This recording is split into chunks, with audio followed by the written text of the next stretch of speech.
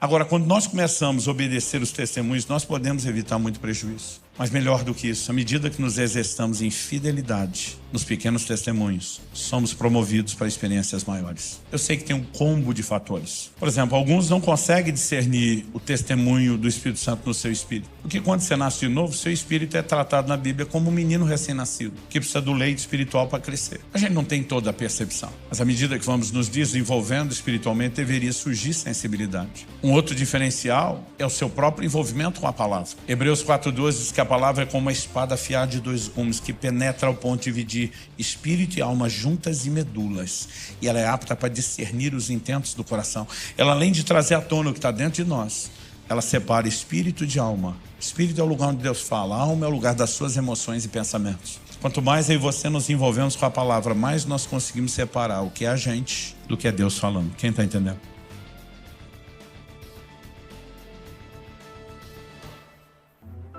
Em setembro de 2000, eu tive uma experiência interessante. Perdi uma carteira, não consegui achá-la de jeito nenhum. E começou a me dar um desespero. Revirei a casa, pedi para minha esposa me ajudar. Tinha que fazer uma viagem, sem a carteira não ia rolar. E a minha esposa falou assim, essa carteira não está aqui. Eu falei, olha, eu estava suspeitando, mas vindo de uma expert que nem você. Eu não sei, aqui em São Paulo, lá no sul, quando a gente não acha as coisas, a gente chama a esposa da gente. Porque elas têm superpoderes.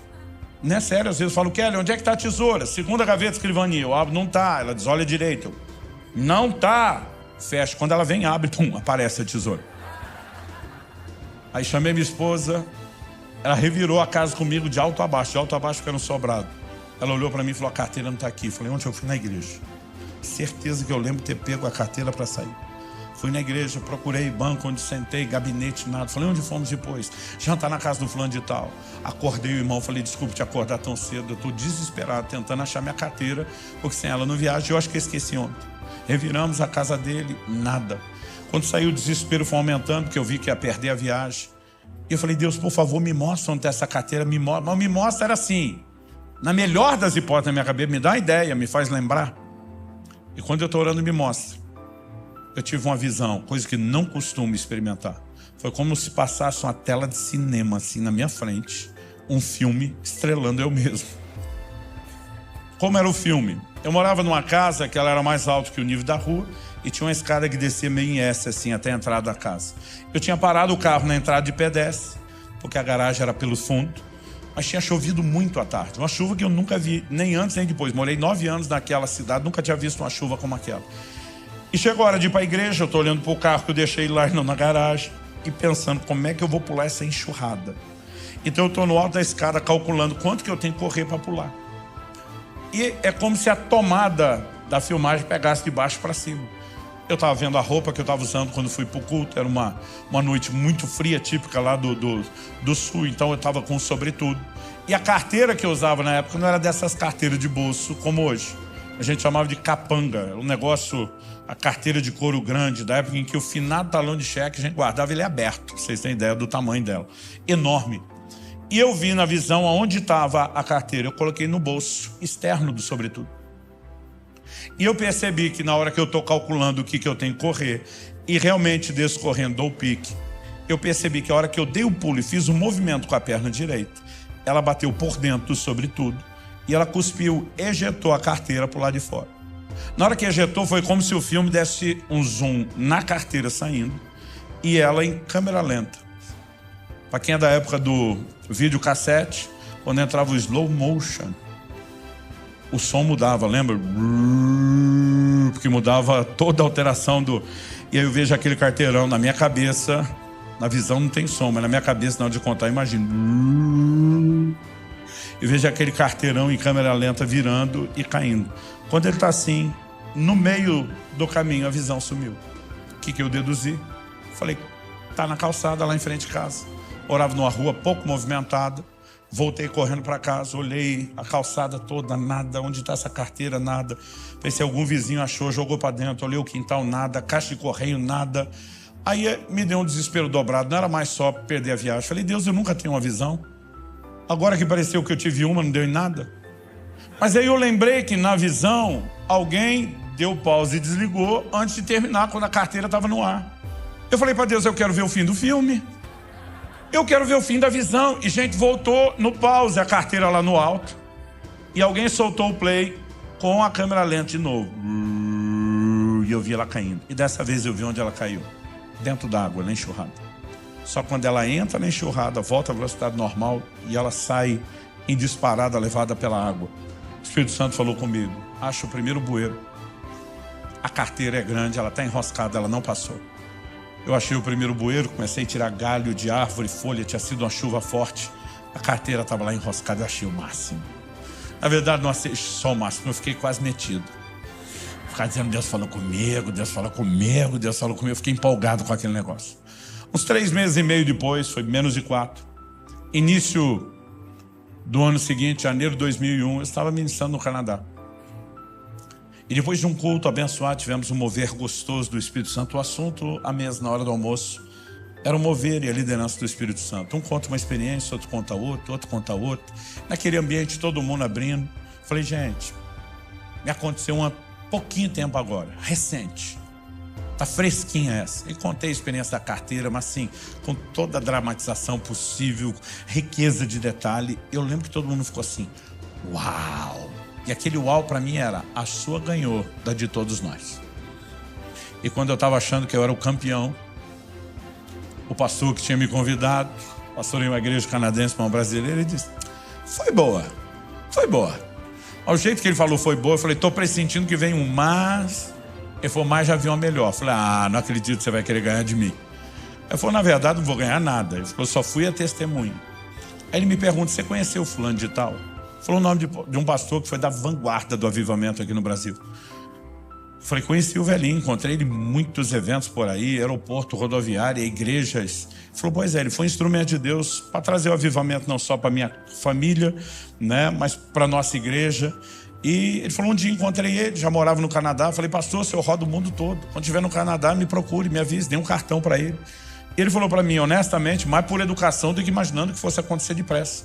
3 meses depois ele me liga e diz: Kiko, estou no Canadá, vou estar pregando perto da sua igreja, se você puder estar conosco domingo de manhã em tal lugar. Ele falou: foi para o culto, foi uma bênção, o homem era muito usado por Deus. E depois fomos almoçar. Ele falou: se você conheceu o velhinho, sabe que ele era uma máquina de testemunho, porque ele vivia o sobrenatural o tempo todo. E ele está falando das coisas de Deus, ninguém quer levantar, o tempo está passando. De repente ele olha para os irmãos que o tinham trazido de Toronto e iam levá-lo de volta, 1 hora de distância, onde ele tinha um culto à noite. Falou: eu não vou segurar vocês a tarde toda porque eu estou sem pressa. Dá um endereço para ele. Aí virou para esse meu amigo e falou: você já morou em Toronto, não morou? Sim. Pega o endereço, você me leva para a igreja? Combinado, pastor. Ele falou: Luciano, o culto era às 6, era 1 hora de viagem, saía às 4, 5 horas eu já estava em Toronto, com 1 hora de antecedência. Naquela época não tinha GPS. Ele disse: peguei mais ou menos a coordenada, fui na direção, não achei. Perguntei, me mandaram no lugar, não era. Perguntei de novo, me mandaram em outro lugar, não era. Perguntei de novo, mandaram em outro lugar, não era. Mandaram em outro lugar, não era. Ele falou: daqui a pouco eu não só não tinha achado a igreja, como eu já não sabia nem mais aonde eu estava, o que dizer para onde eu devia ir. Ele disse: nós fomos tentando, mas deu 6 horas, que era o início do culto. Ele falou: a gente estava perdido, não sabia para onde ir nem como achar a igreja. Ele falou: o pastorzão, o velhinho, falou para mim: para o carro, encosta. Ele falou: enquanto eu estava esperando uma bronca da velha, no estilo da velha guarda, aquele homem fez uma oração simples, diz: Deus, o Senhor não me trouxe esse país para eu ficar perdido. O Senhor já me mostrou o que quer fazer no culto. O único que não me quer lá é o Satanás. Então ele diz: Espírito Santo, nós não temos mais tempo para ficar tentando. Então eu estou recorrendo diretamente ao Senhor. O Senhor conhece essa cidade melhor do que o homem que a planejou. Me guia até lá agora. E quando ele termina de orar, vira para o meu amigo e fala: liga o carro. Ele ligou: segue reto, vira para a direita, para a esquerda. Eu falei: Luciano, nem se o caminho tivesse sinalizado. O homem alemão falava bom dia, boa tarde, boa noite em inglês. E diz: nós andamos um pouco mais de 10 minutos, menos de 15. Paramos na frente de um prédio, sem placa nem movimento. E ele me disse: pode descer e perguntar, que é aqui que eu vou pregar. Meu amigo falou: vou descer e perguntar onde é o endereço, porque esse velho está surtado. Eu falei assim: nunca vi uma coisa dessa. Ele falou: quando eu volto para o carro, minhas pernas estão trêmulas. Nós estávamos na frente da igreja que ele ia pregar. Meu amigo disse: descobri depois que a placa e o movimento era toda por trás, mas o endereço teria nos levado ali na frente, numa época que não existia GPS. Aliás, isso dá um novo sentido à palavra GPS, guiado pelo Espírito. Agora, tem que forçar a entrada do S aí. Eu não sei te explicar o que aconteceu na hora que eu vi aquele testemunho. Honestamente, eu não consigo explicar. Mas bateu dentro de mim um desespero. Um desespero de conhecer melhor a Deus. Um desespero para conhecer melhor o Espírito Santo. Naquela hora eu mesmo pensei e falei, Senhor, a da carteira foi boa, mas a do velhinho foi top das galáxias. Eu pedi licença para o povo na mesa. Falei, gente, me perdoe, dá licença. Eu levantei, fui para o quarto da casa onde eu estava hospedado. Eu lembro que eu caí de joelho, era um desespero. Que assim, a vontade era arrancar os cabelos. Tem coisa que com o tempo você aprende que não precisa antecipar. Vai acontecer sozinho. Mas eu comecei a orar e chorar e eu disse, Espírito Santo, eu quero te conhecer. Outro dia alguém falou, pastor, para o senhor é uma competição? Eu falei, com os outros não. Com a minha mediocridade, sim. Aliás, cada vez que eu vejo alguém que entrou mais fundo no rio de Deus, eu lembro que Deus não faz acepção de pessoas. Eu digo, se tem para ele, tem para mim. Eu, quando era garoto, refrigerante era uma coisa que se dava uma vez por semana para os filhos. Falei isso nesse culto ou no outro, que eu estou perdido já. Não tinha falado isso antes. Eu lembro da época que a Coca Família era de 1 litro. E quando as coisas estavam boas, dava para tomar uma por semana. Quando não estava, era uma por mês. Quando aparecia o tal do refrigerante, mamãe ia servir nós os filhos, a gente colocava os copos. Numa época que nem dinheiro para copo tinha, era o que sobrava do requeijão. A gente colocava os copos um do lado do outro, eu sou do meio de 3 irmãos, e a gente ficava medindo. Não, põe mais para ele, põe mais um pouquinho aqui. Minha mãe tinha que fazer a divisão perfeita. E aquilo não era só o grito pelo refrigerante, é que a gente queria sentir que nenhum filho estava ficando para trás, sendo menos amado, preterindo em relação ao outro. Até hoje, quando eu vejo Deus encher o copo pastoreio, eu falo, quero mais aqui também.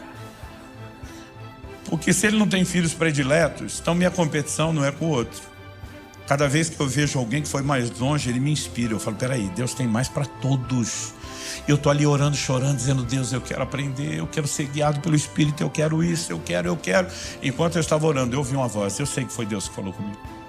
Eu não sei se aquela voz foi interna ou externa, mas ela foi nítida e clara. Ela estava um pedaço de um texto bíblico, palavras de Jesus. Quem é fiel no pouco, será fiel sobre o muito. Mas quem é infiel no pouco, será infiel no muito. Eu parei assustado, com temor, quando eu vi aquela voz. E perguntei, Deus, é o Senhor falando? Se sim, o que isso tem a ver com o que eu estou orando? E a voz respondeu, tem tudo a ver com o que você está orando. Mas a voz me disse, quem está impedindo o grande mover do meu espírito na terra não é o diabo, são vocês. E disse, o que você está ouvindo hoje não é apenas para você. Aquela voz me disse, por onde eu te levar, pelo Brasil e as nações, eu quero que você ensine isso. Diga ao meu povo que enquanto eles não aprenderem a serem fiéis nos pequenos impulsos do meu espírito, no dia a dia, o testemunho interior, eles não têm direito de pedir por experiências maiores. Eu entendi que Deus estava falando comigo e com vocês tudo. Tipo, você quer algo maior? Aprenda a andar em fidelidade correspondendo menor. Porque muitas vezes você está no culto, algo te move, oferta, não oferta. Perdoa, não perdoa. Não fala assim que sua mulher fala do jeito que você não ouve ele nada, endurece o coração o tempo todo depois. Puxa, o Espírito Santo fala comigo, o Senhor não está me dando experiência. Eu fico imaginando o Espírito Santo dizer, o quê? Como é que é? E naquele dia o Senhor falou, oriente as pessoas a corresponderem com fidelidade a esses testemunhos. Muitas vezes eu tomo decisões, parece estranhas demais para a gente que está à minha volta, por causa de pequenos impulsos e testemunhos que eu tenho no meu espírito.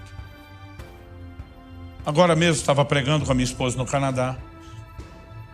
A igreja que me levou começou a me pedir que eu mandasse os valores das passagens que eu mesmo tinha comprado para eles reembolsarem.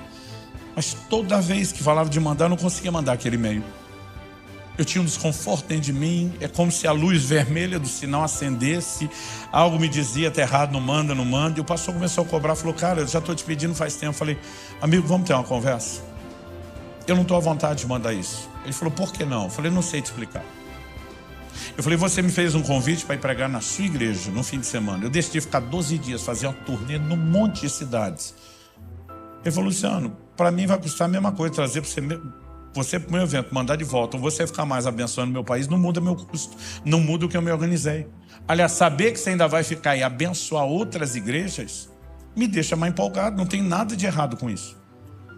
Ele falou, nós conversamos sobre isso, você me avisou, você não está fazendo nada que eu não saiba. Está tudo certo. Eu falei, cara, mas eu estou desconfortável. Ele falou, olha, pelo menos tais e tais igrejas que eu já sei onde você vai, eu não quero que você cobre. Eles estão começando. Eu prefiro que nossa igreja está estruturada, que abençoe a deles. Falei, eu não sei o que eu vou fazer, só seja paciente, espera eu chegar aí. Quando chegamos, ele falou, e aí, o que vão fazer com as passagens? Eu falei, honestamente, não sei. Eu continuo desconfortável. Ele falou, então vá falar com Deus, porque comigo você não tem um problema. E eu fui orar, falei, e aí, Deus? O que está me parando quando eu vou mandar esse e-mail? O Senhor me disse, você não vai deixar ele reembolsar nada. Falei, como é que é? Ele falou, você vai ofertar as passagens. Falei, como é que é? Falei, eu não estou a passeio. Se eu quisesse passear, eu não estava aqui com -9, nevasca, eu estava em outro lugar mais interessante. Tua palavra diz que ninguém vai à guerra à própria culpa. Enquanto sua mente está lutando contra aquilo, você sabe que não é a sua mente que quer pagar aquilo. E naquela hora eu lembrava daquele pastor dizendo, quando seu coração te levar na direção que sua mente não quer ir, pensa, não há motivo para você ser arrastado em algo tão irracional. Eu parei e falei, tá certo, eu não preciso discutir, eu não preciso entender, eu só preciso confiar que o Senhor é que sabe das coisas. E tudo que o Senhor faz é bom, é perfeito, é o melhor, ponto final, está decidido, estão ofertadas as passagens. Ninguém paga nada, e quer saber, ninguém paga nem as passagens internas. Pronto. Quando eu falei pronto, já me parecia quando o adulto está lidando com a criança fazendo um teste. O Senhor disse, está ofertado. Eu falei, está ofertado e não tem volta. Ele diz, então agora deixa eu te dizer o que acontece depois. Hoje à noite, alguém que estará no evento, mas não é da igreja, do pastor que te convidou, vai te dar uma oferta muito maior do que a que você fez. E quando isso acontecer, você apenas se lembre que você nunca perde nada seguindo minha direção. Só que o culto terminou e ninguém me procurou, ninguém falou comigo. Eu cheguei no hotel, falei, meu amor, acho que eu estou ficando louco. Ela falou, por quê? Falei, eu achei que eu ouvi Deus para uma coisa, ele me falou outra, mas a outra coisa não aconteceu. Se a outra coisa não aconteceu, será que ele falou? Ela falou, o quê? Eu falei, Deus me disse que alguém me dá uma oferta hoje. E nós já voltamos para o hotel, não aconteceu. Ela falou, alguém pediu para eu te entregar algo, eu esqueci. Pensa no envelope, cheio de dólar. Mas pensa no envelope. E ela explicou tudo que a pessoa testemunhou que fez e por que fez. Eu falei, te entregar isso hoje. Ela falou assim. Eu falei, como que você esquece isso? Eu posso passar noites ou dias aqui te contando história após história de como obedecer os testemunhos simples que o Espírito Santo traz do lado de dentro. Tem gerado depois resultados extraordinários.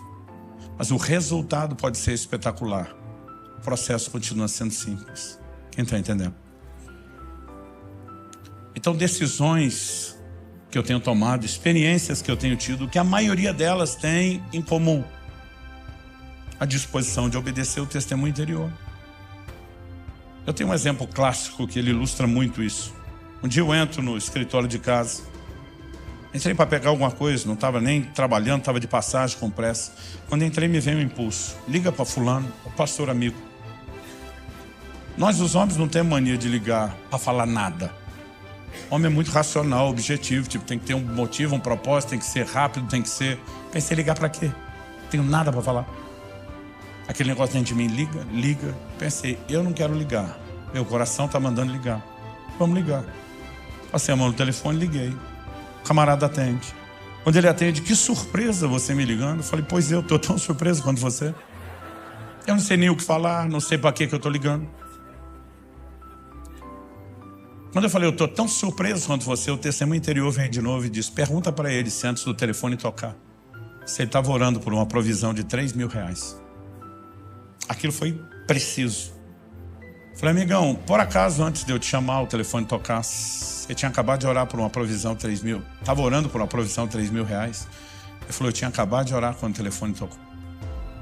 Eu pensei, Deus está me usando para confirmar que eu vi a oração do homem. Porque testemunho interior diz, pega o número da conta, transfere.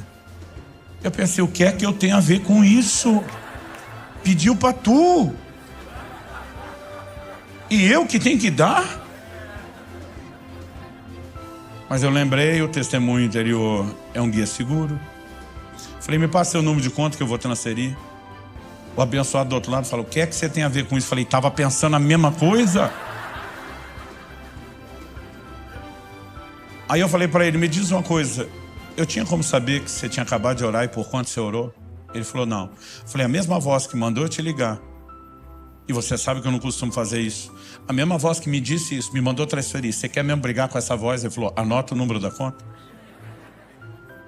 Eu fiz a transferência. Um dia eu estou contando isso, um engraçadinho do auditório diz, liga para mim.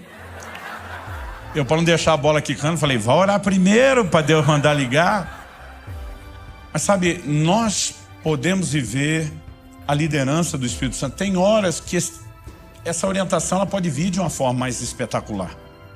Eu contei alguns domingos atrás, aqui no início de fevereiro, como Deus falou comigo com muita clareza a respeito do meu genro, anos atrás, sobre quem seria minha nora. Às vezes você tem experiência e fala, uau, de onde que veio isso? Mas não é toda hora, não é todo dia. Um dia eu estava dirigindo de Curitiba aqui para São Paulo, na 116, ela ainda não era toda duplicada. E lembro de uma fase que tinha uma serra lá chata demais. A gente, né, além do perigo, ela estava cheia de radar para andar 60 por hora. Estava aquele momento do crepúsculo, entardecer para anoitecer. Eu cansado, saí de viagem já cansado. Falei para minha esposa, quer saber, eu vou ficar atrás de um caminhão desse. Ele sabe onde tem radar. Esses caras são experientes, deu para perceber o jeito que ele dirigia. Quando ele frear, eu freio. Quando ele correr, eu corro. Eu vou ficar atrás dele até essa serra acabar. Eu não estou com pressa nenhuma. E eu vou me conduzir aqui porque eu estou cansado demais para ficar pensando, para ficar prestando atenção demais. E eu lembro de ter feito comentário. Eu estou atrás do caminhão já há um tempão. Mesmo quando tinha faixa dupla, não passava ele. E eu estou ali, atrás dele. De repente, do nada, vem alguém dentro de mim, sai de trás do caminhão. Eu levei um susto. Hã? Aquela coisa dentro de mim, sai de trás do caminhão agora. E era um tom de voz que me parecia ser urgente. Eu simplesmente checo os retrovisores, não tem ninguém, piso no freio, começo a distanciar do caminhão e mudo de faixa. Foi o tempo de eu mudar de faixa. Eu vi sair debaixo do caminhão o corpo de uma pessoa. Um ciclista tinha acabado de ser atropelado, rodado do caminhão e o eixo era alto, não pegou ele. Mas se eu tivesse atrás, era eu que teria pego. E no momento que eu saí, o caminhão freia brusco. Então assim, ele voltou muito rápido. A distância que eu tirei encurtou. Era possível que eu ainda também tivesse batido na traseira dele. Mas antes de eu ultrapassá-lo, deu tempo de ver aquele corpo. E eu fico pensando, e se eu não obedecesse aquele testemunho interior? Muitas vezes nós estamos vivendo tragédia, a gente fica pensando, Deus tem um plano, um propósito. Muitas vezes Deus tem que ter o plano em cima daquilo que nós fizemos de errado para consertar, gente. Não que ele queria isso. Paulo adverte antes do navio que iria levá-lo para Roma, sair de Creta. Ele diz, é melhor ficar nesse lugar. É melhor a gente não ir a lugar nenhum. Vejo que a viagem vai ser danosa, com perda para o navio, para a carga, para nossas vidas. E depois, lá no meio do caminho, Paulo faz o papel da mulher no casamento. A maioria dos maridos sabe quando ouve um conselho, a chance de terminar com a mulher dizendo, eu falei, eu te disse, é enorme. Paulo diz, vocês não deveriam ter partido de Creta para evitar esse dano e a perda. Aquilo tudo podia ser evitado, era só ouvir o testemunho. Agora, quando Paulo lá atrás diz, vejo que a viagem será, ele não está falando que ele via literal. O vejo é um antevejo. A linguagem que o crente gosta, estou sentindo. Outro dia um falou para mim, pastor, estou sentindo que vai dar ruim. Falei, então não faça. Agora, quando nós começamos a obedecer os testemunhos, nós podemos evitar muito prejuízo. Mas melhor do que isso, à medida que nos exercitamos em fidelidade, nos pequenos testemunhos, somos promovidos para experiências maiores. Eu sei que tem um combo de fatores. Por exemplo, alguns não conseguem discernir o testemunho do Espírito Santo no seu espírito. Porque quando você nasce de novo, seu espírito é tratado na Bíblia como um menino recém-nascido, que precisa do leite espiritual para crescer. A gente não tem toda a percepção. Mas à medida que vamos nos desenvolvendo espiritualmente, deveria surgir sensibilidade. Um outro diferencial é o seu próprio envolvimento com a palavra. Hebreus 4:12 diz que a palavra é como uma espada afiada de 2 gumes, que penetra ao ponto de dividir espírito e alma juntas e medulas. E ela é apta para discernir os intentos do coração. Ela, além de trazer à tona o que está dentro de nós, ela separa espírito de alma. Espírito é o lugar onde Deus fala. A alma é o lugar das suas emoções e pensamentos. Quanto mais eu e você nos envolvemos com a palavra, mais nós conseguimos separar o que é a gente do que é Deus falando. Quem está entendendo? O apóstolo Paulo disse: se eu orar em línguas, meu espírito ora. Quando eu e você gastamos tempo orando em línguas, eu aprendi há muito tempo atrás a fazer isso diariamente. Quanto mais eu e você oramos em línguas, mais nós exercitamos o nosso espírito e desenvolvemos uma sensibilidade para perceber o que Deus está falando. Eu sei que é um combo de coisas, não vou limitar uma. Mas à medida que eu e você vamos nos exercitando no testemunho interior, muito do que eu falei está sendo praticado e nós seremos promovidos. E a chave para viver o sobrenatural não é que alguém tenha que botar a mão na sua cabeça e a unção tenha que vir como um raio sobre a sua cabeça. Mas o que eu e você precisamos é de sensibilidade à direção dele. E à medida que correspondemos, ele vai fazendo as coisas. Ele vai nos guiando, ele vai nos conduzindo. Quem está entendendo? Porque acredito que mais importante do que apenas a gente considerar algumas verdades é que a gente se exponha não só ao que Deus está falando, mas aquilo que Ele está fazendo. Finado pastor Yong Cho, e dizia que se nós orássemos mais pelas palavras recebidas, a gente desperdiçaria menos o poder de ação e de atuação dela nas nossas vidas. Eu gostaria que nós pudéssemos clamar a Deus por sensibilidade ao Espírito Santo. Isso não significa que ele tenha que falar de forma mais forte ou barulhenta. Às vezes é só você sintonizar. A maioria de nós hoje já não usa o rádio como antigamente.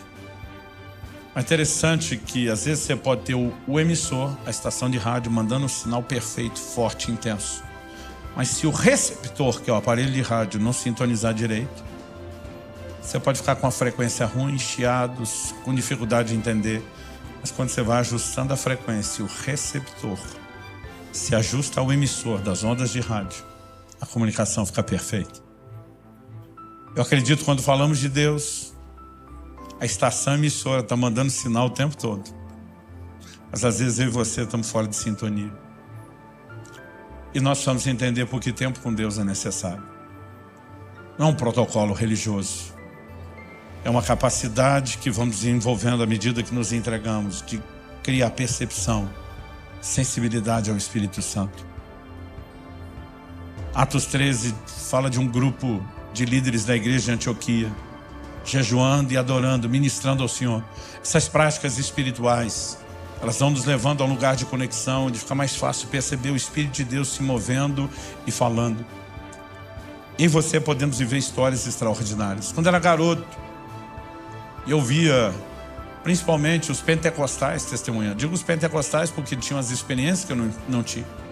Mas eles tinham um estilo de comunicação diferente onde eu cresci. Porque tudo era com muita empolgação, com muita eloquência, com muito fervor. E às vezes eu ficava ouvindo essa história dos caras e me dava um misto de alegria com tristeza. Alegria por ele, que eu pensava que bom que ele experimentou isso. E eu não duvidava não. Mas me dava um misto de tristeza, porque eu pensava, nunca vai acontecer comigo. Esse negócio está fora da curva, está fora do alcance. Mas eu lembro do dia que eu entendi que o limite não está em Deus, o limite está em nós. E nós podemos vencer. E quando eu comecei a ter experiência com Deus, eu comecei a ver pessoas me tratar da mesma forma que eu tratava os outros. Eu lembro de um médico que me atendia nos primeiros anos do meu ministério pastoral. Ele testemunhou muitas das curas que eu experimentei em diagnósticos que ele fez. E sempre que eu vinha com uma história de intervenção de Deus, ele falava a mesma coisa. Pastor, essas coisas só acontecem com o Senhor. Conosco os meros mortais, não. Eu falei, enquanto você acreditar desse jeito, você está debaixo de uma sentença, seja feito conforme a sua fé. Eu falei, enquanto eu acreditei desse jeito errado que você acredita, eu não fui a lugar nenhum. O que você precisa acreditar é cada um, eu repito, cada um de nós, sem exceção, pode ter uma comunhão, uma conexão com o Espírito Santo, pode viver a liderança dele. E ele pode falar conosco coisas incríveis, extraordinárias. E nós vamos vê-lo fazer cada vez mais. Eu creio que Deus está desejoso de restaurar o sobrenatural na sua igreja. Eu creio que nós estamos vivendo uma estação profética de restituição de muita coisa. E há uma convocação de Deus. E eu creio que essas sextas-feiras pode ser uma escola extraordinária para vocês. Pode dizer, nós não vamos só aprender, nós vamos mergulhar, nós vamos corresponder com Deus, nós vamos tomar decisões nele. Eu gostaria que nós orássemos dizendo, Senhor, nós não vamos pedir para o Senhor falar. É claro que o Senhor quer falar. Nós vamos orar dizendo, nós queremos te ouvir, nós queremos sintonizar com o Senhor, nós queremos aprender a dar ouvidos, a dar crédito ao testemunho interior do Espírito Santo. Nós queremos ser treinados para isso. Eu já tive muito momento que eu falei para Deus, não estou duvidando do Senhor, estou duvidando de mim. Não tenho certeza se eu estou te ouvindo. Se eu tiver certeza que eu estou te ouvindo, eu vou com tudo. Então minha dúvida não é do Senhor. Se eu tiver certeza que o Senhor falou, eu sei que merece confiança. Mas eu dizia para Deus, às vezes eu não tenho certeza se eu te ouvir. Então às vezes quando eu tinha um testemunho interior e não estava seguro, eu começava a orar por mais. E eu fala mais, fala mais. E normalmente, assim como você vê um Gideão insistindo, eu falo de um jeito, fala do outro, fala. À medida que eu e você reconhecemos nossas limitações para nos mover no nível do que Ele já deu, Ele misericordiosamente pode nos oferecer mais. O problema é que muitas vezes a gente não ora por isso, a gente senta e espera de forma passiva, vamos ver o que acontece. E a gente pode provocar isso por meio da oração.